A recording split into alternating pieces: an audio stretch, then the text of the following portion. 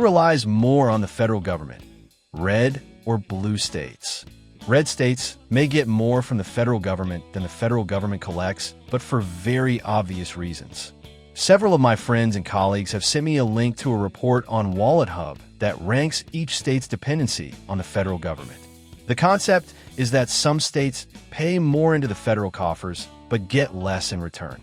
The people who sent this link to me thought they were sending me a gotcha moment, as the report shows many blue, Democrat states pay more to the federal government than they get in return, and many red, Republican states pay less to the federal government than they get in return, somehow proving that Republicans who often talk about independence and self-sufficiency are really the opposite and in some way hypocrites. Well, it is not a gotcha moment at all. It may be the reality, but it is the reality for some very logical reasons. Democrat states tend to have higher populations and people who earn a lot of money. Of the 10 highest income counties in the U.S., all but one is in a blue state. The two states with the most millionaires and billionaires are California and New York. So simple math suggests the lion's share of the federal income tax collected will be from these rich blue states.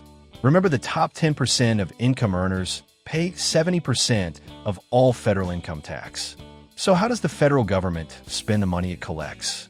If you do not include interest payments on debt, most is spent on entitlements and government programs. Congress controls all such expenditures.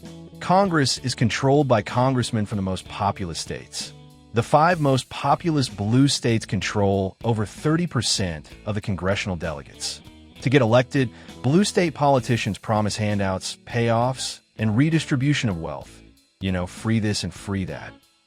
When they get elected and they pass legislation on these handouts and wealth redistributions, they're constrained by the fact that Congress is a federal body. So when it mandates handouts, those handouts go to everyone in the U.S., not just blue states. If you're going to provide free lunches in schools at the federal level, all schools get the free lunches, not just the ones in blue states.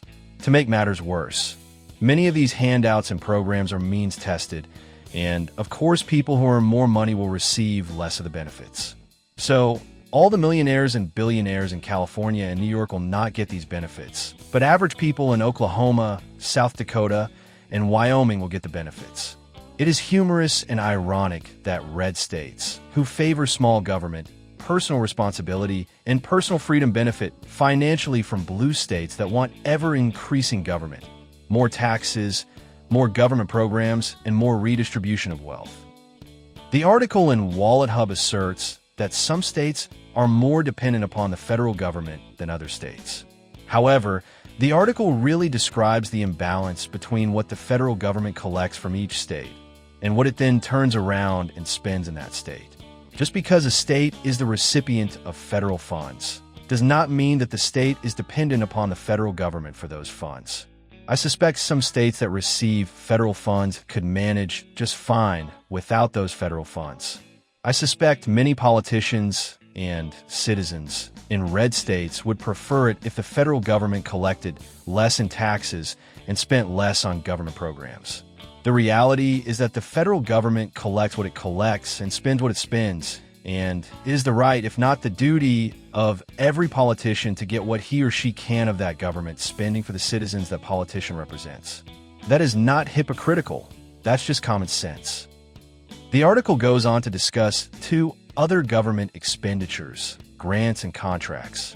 While many government programs are entitlements, which means everyone can participate, the government also spends a lot of money on grants and contracts. Where it spends that grant money and where it lets those contracts affect the ratio of taxes paid to federal government spending. 2 of the states that pay the most in taxes, California and New York, are also 2 of the states that receive the highest amount of grants and government contracts. States that pay the least amount of taxes in comparison to government spending, such as Montana, are on the low end of receiving government contracts and grants. So, the mechanics of government are working to some degree to counterbalance the imbalance that is naturally created by the income distribution and population distribution and entitlement payments, which occur throughout the nation.